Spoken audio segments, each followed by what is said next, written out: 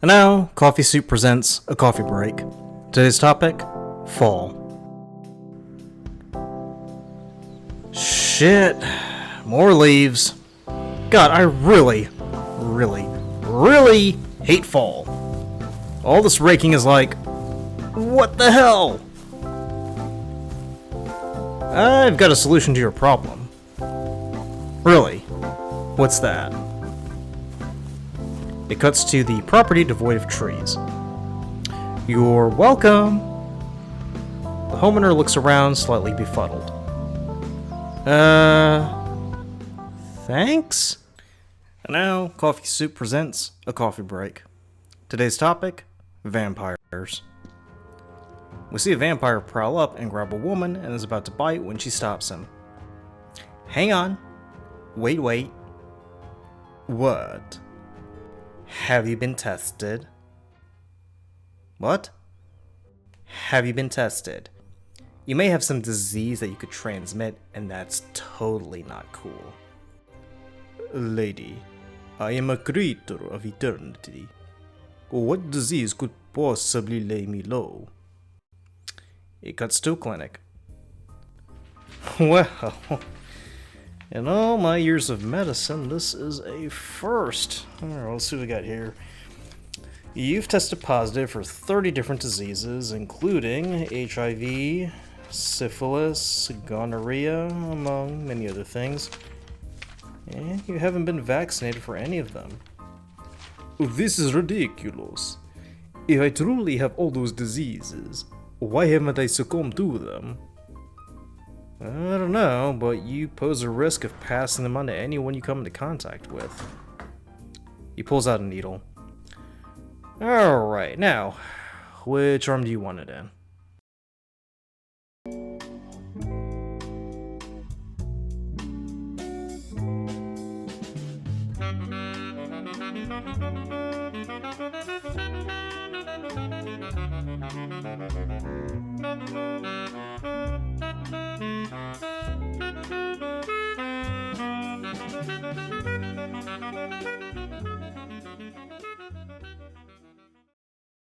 Nature has always been a refuge of the fantastic, the abode where our imagination goes to ponder and conjure the things beyond the natural realm. But with industrialization, that mystical aura has long since vanished, and nature was seen as a resource ready to be exploited than something awe-inspiring. The forest, in particular, home to fairies, sprites, nymphs, and other figures, was once feared. Now it's a repository of material for the rapid growth of cities as populations expand in all directions, and supply is struggling to keep up with pace of demand. In one forest, we find some pixies who are blissfully aware of this fact. Oh my goodness! It's my animal friends! Hello, Mr. Rabbit! Hello, Mr. Squirrel! Oh my god! Hello, Mr. Blue Jay! Hi, Sharda! Oh my goodness! My best friend, Ariana! Pixie hug! Yay! As they hug, a surveyor wanders into the woods.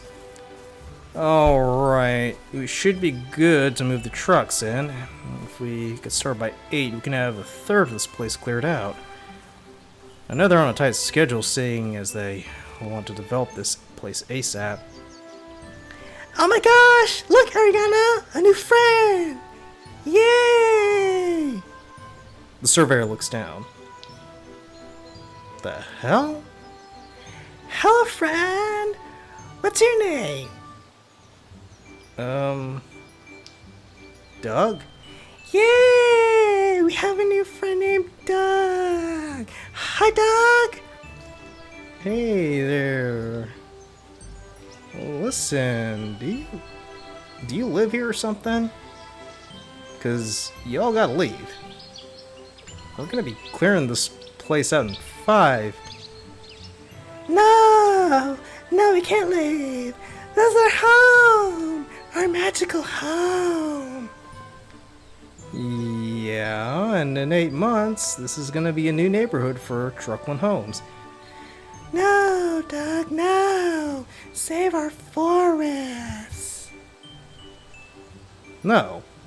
They offer him a mushroom. He looks at it. What? Eat it, Doug! He looks at it and bites. It cuts to the foreman who's looking at his watch. Hey, where's Doug? The other workers shrug. Frustrated, the foreman walks into the woods to find the surveyor naked and prancing around. Doug? Oh, hey, look! It's the meanie weenie! No! You're the meanie weenie who wants to take away our woods! No! The foreman looks around.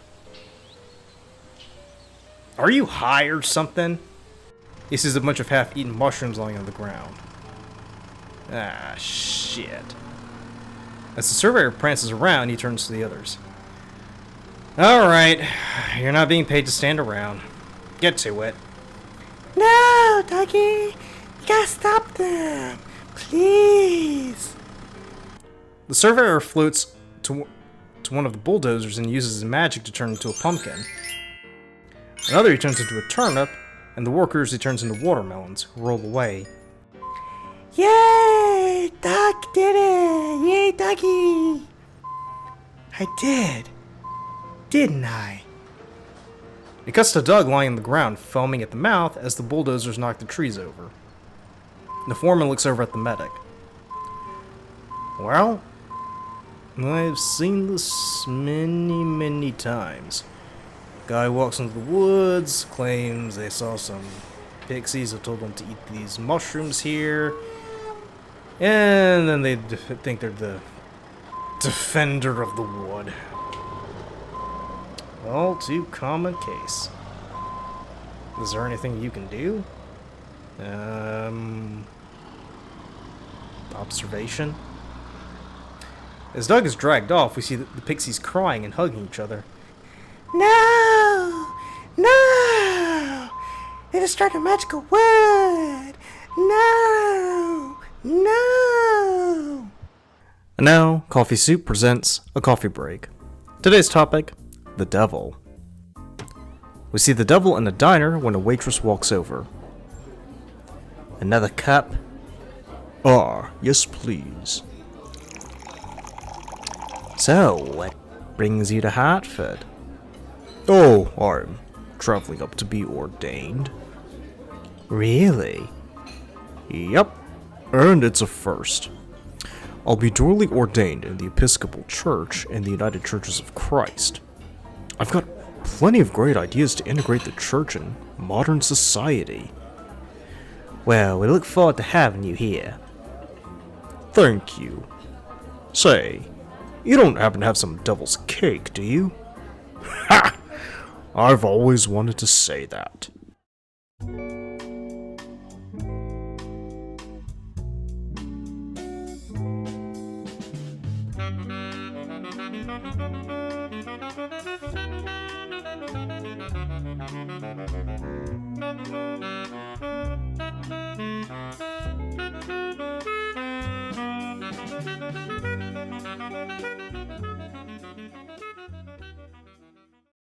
George R. R. Martin's A Song of Ice and Fire series have resonated with readers for over 20 years and have made a significant cultural impact. Over a decade ago, his books were adapted into the award-winning HBO series Game of Thrones, creating an interest in fantasy literature not experienced since Tolkien's Lord of the Rings in the early 2000s. With Game of Thrones ending after 8 seasons, fans await with anticipation for the next installment of the Song of Ice and Fire saga. However, 4 years onward, nothing has yet materialized. In numerous interviews, Martin has told the public that the book is coming. We all just need to be patient. However, this hasn't gone well with the majority of people. This is bullshit. Why are we waiting this long for a book? It's easy. Write it, publish it, and we all read it. I think he's milking it for everything it's got. I mean, why? Tolkien never screwed his readers like this. He released the bulk of his material before he died, like a true writer would. Others, however, have come to Martin's defense. George R.R. Martin is entitled to take as much time as needed to write his book.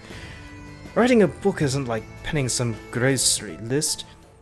It's a craft, and he's putting every much the same level of craftsmanship into this novel as he has in previous installments. When he's satisfied with the work, he will release it. And then there are some who are so impatient, they decide to take drastic measures. Well, as you can see here, I've built a time machine. And if you think it looks awfully familiar, I took the design from the transporter pod from The Fly, but without any of the messed up hijinks that led to the untimely demise of the protagonist. Amazing! How long did it take you to build this? Oh, 3 years. As soon as Game of Thrones ended, I expected Winds of Winter to come out like that. But a year passed and nothing happened, and then George R. R. Martin said it would be a while.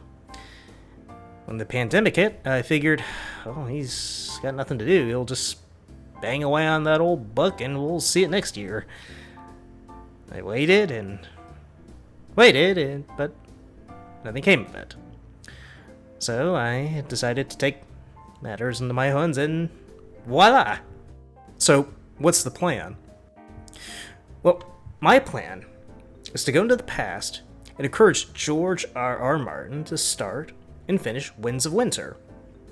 Maybe go a little further into the past and see if we can get a few more things patched out. What do you mean? Peter taps his nose and enters the pod, and it disappears. He arrives in 1972 in an apartment with a young George R. R. Martin sitting there looking gloomy.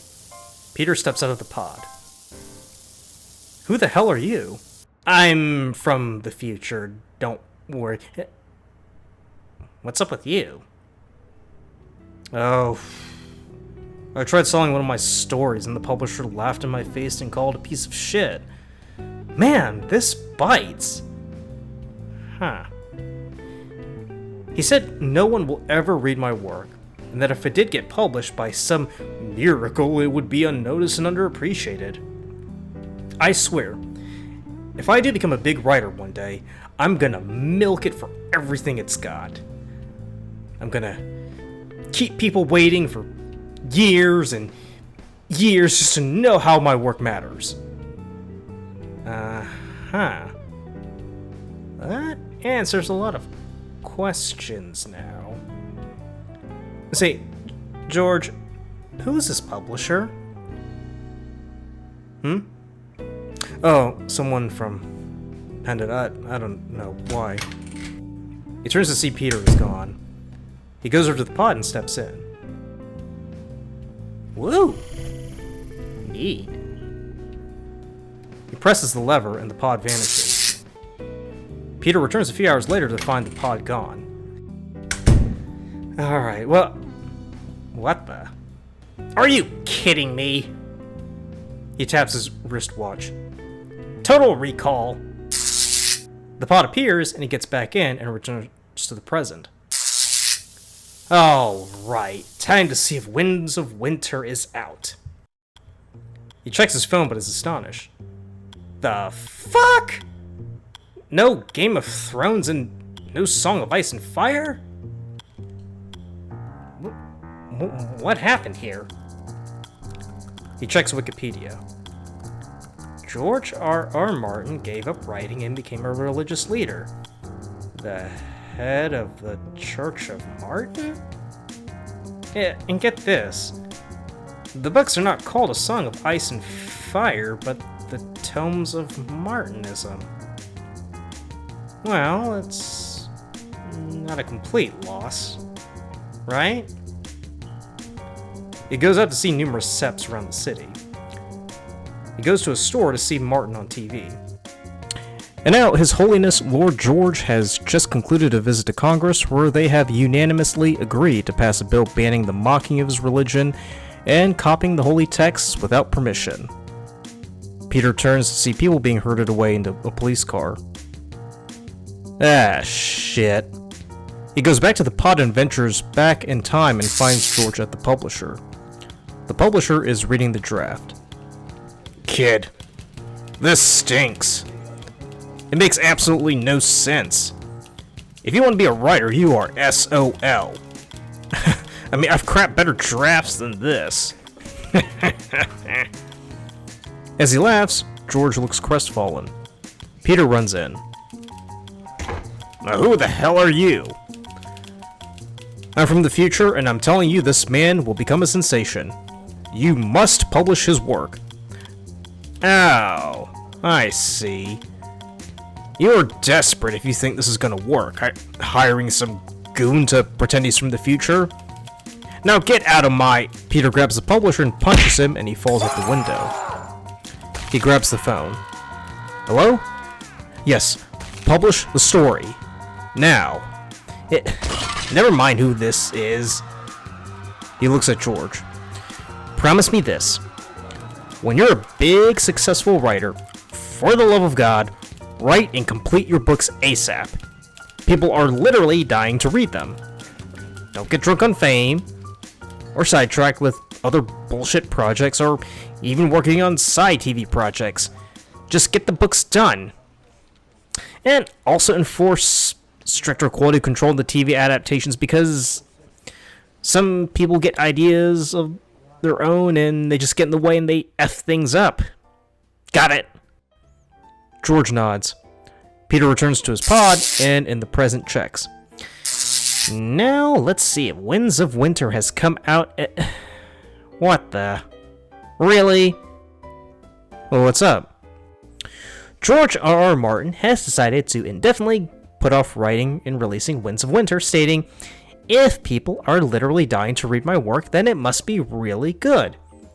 I have decided to stop at A Dance with Dragons. I am taking the George Costanza route and leaving on a high note. God damn it. So, it didn't work? I guess I gotta go back and convince George that I mean business. Like, really, really mean business.